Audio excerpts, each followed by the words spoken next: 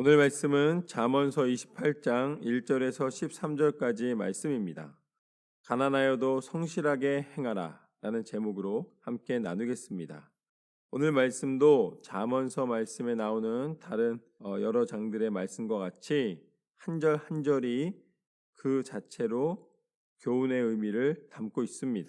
그래서 하나님이 우리 가운데 솔로몬을 통해서 삶의 지침이 되고 또 의로운 삶은 무엇인가에 대한 질문에 대하여서 아주 분명하게 대답을 해주고 계십니다.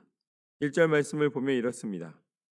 악인은 쫓아오는 자가 없어도 도망하나 의인은 사자같이 담대하니라. 너무 재밌는 말씀입니다. 그렇죠? 그리고 너무 옳은 말씀입니다. 악인은 쫓아오는 자가 없어도 도망하나 의인은 사자같이 담대하니라. 여러분, 우리가 하나님 앞에 설 때에 꼭 갖춰야 하는 태도가 있습니다. 그것은 무엇이냐면 강자한테 강하고 약자한테 너그러운 거예요. 그런데 보통 사람들은 원리가 어떻습니까? 약한 자를 밟고 일어나서 강한 자한테 굽신거리는 삶을 살아갑니다. 그렇게 되면 세상에도 비웃음거리가 되지만 또한 말씀에서도 원치 않으시는 삶입니다. 하나님은 우리가 사자같이 담대한 의인이 되기를 원하십니다. 의인은 돈이 있어서 담대한 게 아니에요. 학식이 있어서 담대한 것이 아닙니다. 그러나 지혜는 있습니다. 그 지혜는 무엇인가? 하나님 앞에 정직히 행하는 것입니다. 하나님 앞에 정직히 행하는 것은 무엇이겠습니까? 우리가 하나님 말씀대로 순종하며 살아가는 삶입니다. 하나님을 바라보며 하나님을 기쁘시게 해드리기 위하여 전심을 다하여 살아가는 사람은 세상의 어떠한 상황 속에서도 사자같이 담대합니다. 세상을 두려워하지 아니하고 하나님을 바라보며 하나님을 의지하여 하나님 뜻대로 순종하며 나아가는 길에서 물러서거나 타협하지 않습니다. 믿음의 길에서 벗어나지 않고 온전한 방향으로 승리하시는 저와 여러분의 삶이 되기를 소망합니다. 2절 말씀부터 보면 또 이렇게 나와 있습니다. 나라는 죄가 있으면 주관자가 많아져도 명철과 지식 있는 사람으로 말미암아 장구하게 되느니라. 가난한 자를 학대하는 자는 곡식을 남기지 아니하는 포구 같으니라. 나라가 한번 타락하기 시작하면은 그곳에서는 이렇게 해도 되나 보다 라는 생각 때문에 여기저기서 부정과 부패가 많아집니다. 그래서 결국은 나라의 모든 백성들에게 괴로움이 다 전가되게 되는 것이죠. 결국은 정직이 필요한데 특별히 리더에게는 더 필요하다는 말씀이세요. 리더가 정직하지 않으면은 결국은 그 나라는 망하게 됩니다. 그 나라는 어려움에 빠지게 되는 거예요. 그러나 소망은 어디에 있는가? 하나님이 다시 정직한 자를 일으키셔서 명철과 지식 있는 사람을 일으키셔서 그 나라 가운데 그 나라가 망하지 않고 다시 일어설 수 있는 힘을 주십니다. 그래서 아무리 오랜 시간 동안 괴로움을 당해도 또 새로운 인물이 나타나고 또 새로운 인물이 나타나는 거예요. 그러면 세상의 권세와 명예를 하나님이 주관하고 계신다고 말씀하셨기 때문에 계속 괴롭다가 한번 잘 되는 것, 그것이 우연히 일어나는 것이 아니라 그것은 다 하나님의 주관과 섭리 가운데 다스리심의 권세 가운데서 허락하심 받은 사람들이 행하는 일입니다. 그렇기 때문에 우리는 무엇이 필요한 거예요? 기도가 필요합니다.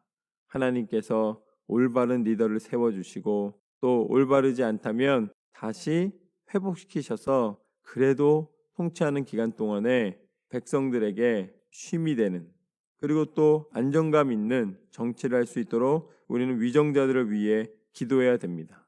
그렇지 않으면은 잔인한 마음으로 그리고 또 욕심에 가득한 마음으로 그 안에서 곡식을 남기지 않는 포구와 같이 모든 것을 자기 욕심만을 채우는데 사용하게 됩니다.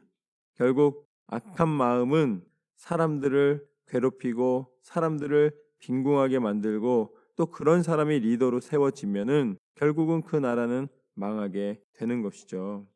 그렇기 때문에 기도가 필요한 줄로 믿습니다. 하나님 앞에 기도할 때에 하나님께서 그것을 고치시고 바꾸실 수 있는 것이죠. 우리 가운데 하나님의 은혜와 능력의 손으로 하나님의 통치자를 세우시고 하나님께서 친히 다스리시는 믿음의 역사가 나타나기를 소망합니다. 한국도 미국도 온 세계 나라 민족 가운데 하나님의 통치가 나타나야지만 소망이 있습니다. 4절 말씀부터 보면 율법을 버린 자는 악인을 칭찬하나 율법을 지키는 자는 악인을 대적하느니라. 악인은 정의를 깨닫지 못하나 여호와를 찾는 자는 모든 것을 깨달느니라. 가난하여도 성실하게 행하는 자는 부유하면서 굽게 행하는 자보다 나으니라. 하나님은 끊임없이 말씀해 주십니다. 율법이나 아니면 조건이 아니라는 거예요. 세상의 틀과 그리고 또 우리가 생각하는 적용이 아니라 하나님의 뜻이 무엇인가를 온전히 듣고 행할 때에 그곳에서 하나님이 원하시는 길을 갈 수가 있습니다. 그렇기 때문에 하나님이 우리에게 기대하시는 지혜는 이것입니다. 그것은 바로 하나님의 뜻을 깨닫는 영적인 귀, 하나님의 뜻을 보는 영적인 눈, 성령 하나님이 우리 가운데 함께 하심을 인정해 드리고 그 성령 하나님의 역사 가운데 우리가 거하는 것입니다. 성령께서 우리 안에 계시지 않으면 우리는 볼 수도 없고 들을 수도 없습니다. 듣는 것처럼 착각하는 거예요. 성령이 그 역할을 하시는 분인데 성령이 계시지 않는데 어떻게 듣습니까? 그건 불가능한 거예요. 성령 충만함이 있을 때에만이 하나님의 음성이 들립니다. 성령 충만한 척 하는 걸로는 절대 안 되는 거예요. 여러분, 소리를 크게 지르거나 흥분한 마음에 성령이 오시는 게 아닙니다. 하나님을 깊이 사랑하고 그 영적인 은혜를 사모하고 오늘 말씀처럼 정직히 행하기를 원할 때에 성령께서는 그 심령 가운데, 그 영혼 가운데 눈을 뜨게 하시고 귀를 열어주시고 하나님의 음성을 듣게 하십니다. 그때에 비로소 하나님이 원하시는 길을 걸어갈 수가 있는 거예요. 그것은 가난하다, 부자다, 아니면은 내가 율법주의다, 아니 나는 법을 잘 모른다, 이런 차원의 문제가 아닙니다. 하나님의 음성을 듣는 것은 말씀을 읽을 때에 하나님이 내게 지금 현재 그리고 앞으로 그리고 또 내 삶 가운데 역사하셨던 하나님의 은혜를 보게 하십니다. 예상하고 가는 길이 아니에요. 보고 가는 길이에요. 내가 그냥 기대만 하고 가는 길이 아닙니다. 그것이 나타날 것을 믿고 가는 길이에요. 그게 믿음의 길입니다. 믿음의 길 그러면 막연한 것처럼 생각하시는 분들이 계시는데 아니에요. 믿음의 길은 세상의 어떤 길보다 분명한 길입니다. 왜냐하면 그 길의 끝에 무엇이 있기 때문이에요? 거기에는 하나님 약속하신 천국이 있기 때문입니다. 이스라엘 백성이 그렇게 불만을 토로하고 불평하고 원망하였지만 결국 하나님은 광야길을 지나 가나안 땅에 들어가게 하셨습니다. 그와 마찬가지로 우리가 성령의 음성을 듣고 성령을 통하여 하나님께서 우리에게 주시는 사명을 깨닫고 온전한 길을 걷기만 하면 믿음의 길은 반드시 천국에 들어가는 길이에요. 영원한 생명의 약속을 받은 길입니다. 우리는 영적인 눈을 뜨고 하나님의 계획과 섭리를 보며 가는 삶입니다. 그렇기 때문에 분명한 삶이에요. 믿음은 막연한 것이 아니라 분명한 것입니다. 저는 이 분명한 믿음을 소유하시기를 소망합니다.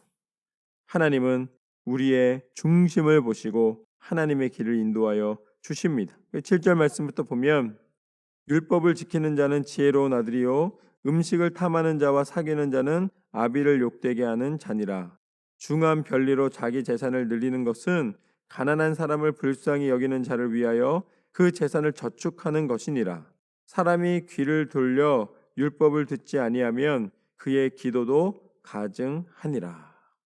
목사님, 율법이 절대적인 기준이 아니라면서요. 그런데 오늘 말씀에는 율법을 잘 지키는 것이 지혜로운 아들이고 또 율법의 귀를 잘 기울여서 하나님 앞에 하지 않으면 그 율법을 떠난 기도는 가증한 기도라고 나와 있는데 그건 무엇입니까? 라고 아마 물으셔야 정상적인 질문일 것입니다. 그것은 무엇이냐? 율법을 누구한테 적용하냐가 중요한 거예요. 율법주의자들은 율법을 남에게 요청합니다. 너가 지켜야 된다는 거예요. 나는 한 개하고 남은 거기는 10개를 다 지켜야 돼요. 나는 한 개만 지켜도 거룩하고 남은 10개를 지켜야 거룩할까 말까 합니다. 그렇기 때문에 우리는 다른 일을 보면서 평가자가 되기를 참 원해요. 그런데 오늘 말씀 가운데 분명히 말씀하시는 것은 율법을 지켜 행하는 자에게는 이라는 말씀입니다. 그것은 그냥 법을 지키는 형식적인 태도를 이야기하는 것이 아니라 그 속으로 들어가면 하나님을 사랑하는 사람은 이라는 의미예요. 하나님을 사랑하는 사람은 그 규정 때문에 지키는 것이 아니라 하나님을 사랑하기 때문에 지키는 것입니다. 하나님이 요청하시는 것은 그것이에요. 근데 사람들이 그렇게 하지 않았습니다. 그러니까 사람의 제사에서는 기대할 수가 없는 거예요.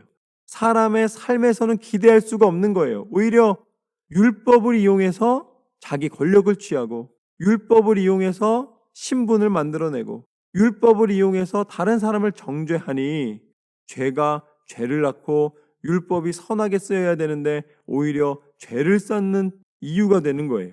그러니까 하나님께서는 이제 더 이상 글로 쓰여진 율법으로는 안 되는구나 해서 당신이 친히 이 땅 가운데 오셔서 세상이 말하는 포장되어 있는 거룩이 아니라 우리 가운데 진실한 거룩하심과 진실한 사랑과 진실한 능력의 손으로 우리 가운데 친히 임하여 주셨습니다. 하나님이 친히 임하여 주심, 그것이 바로 예수 그리스도이십니다. 예수님이 이 땅 가운데 오셔서 온 땅과 만물 가운데 무엇이 하나님을 사랑하는 것이고 무엇이 하나님께서 예비하신 것이고 무엇을 통하여 하나님은 역사하시는가를 분명히 보여주셨고 알려주셨습니다. 그리고 십자가에 달려 죽기까지 그것을 이루어 내셨습니다. 그 순종의 능력이 우리에게 소망이요 실체입니다. 그래서 우리는 예수님의 이름을 부르짖으며 나아갈 때에 소망이 있고 천국의 능력을 소유받아 예수님의 부활에 동참하는 영원한 생명의 능력을 허락받게 되었습니다. 그것이 하나님의 길입니다. 하나님은 우리가 진실하기를 원하십니다. 그래서 10절 말씀에 보면 정직한 자를 악한 길로 유인하는 자는 스스로 자기 함정에 빠져도 성실한 자는 복을 받느니라. 우리가 그 영혼을 사랑함으로 예수 그리스도만이 생명의 능력임을 전하고 그 능력 가운데 함께할 때에 하나님은 기뻐하시고 모두를 축복하시고 하나님의 은혜를 베풀어 주시는 줄로 믿습니다. 이 땅의 기준이 아니에요. 하나님의 기준입니다. 11절 말씀처럼 부자는 자기를 지혜롭게 여기나 가난해도 명철한 자는 자기를 살펴 아느니라. 의인이 득이하면 큰 영화가 있고 악인이 일어나면 사람이 숨느니라. 결국 스스로 의롭다 여기는 것이 아니라 그리스도 예수를 통하여 우리 가운데 베풀어 주신 하나님의 그 사랑을 의지하여 하나님의 뜻을 분별하여 성령 충만한 가운데 하나님이 기뻐하시는 길을 걸어가는 저와 여러분의 삶이 되시기를 소망합니다. 자기의 죄를 숨기는 자는 형통하지 못하나 죄를 자복하고 버리는 자는 불쌍히 여김을 받으리라. 내가 회개할 때에 이제 드디어 소망이 생기게 됩니다. 예수님의 십자가가 내 삶 가운데 들어오게 됩니다. 예수님의 영원한 생명의 부활의 능력이 내게 허락이 됩니다.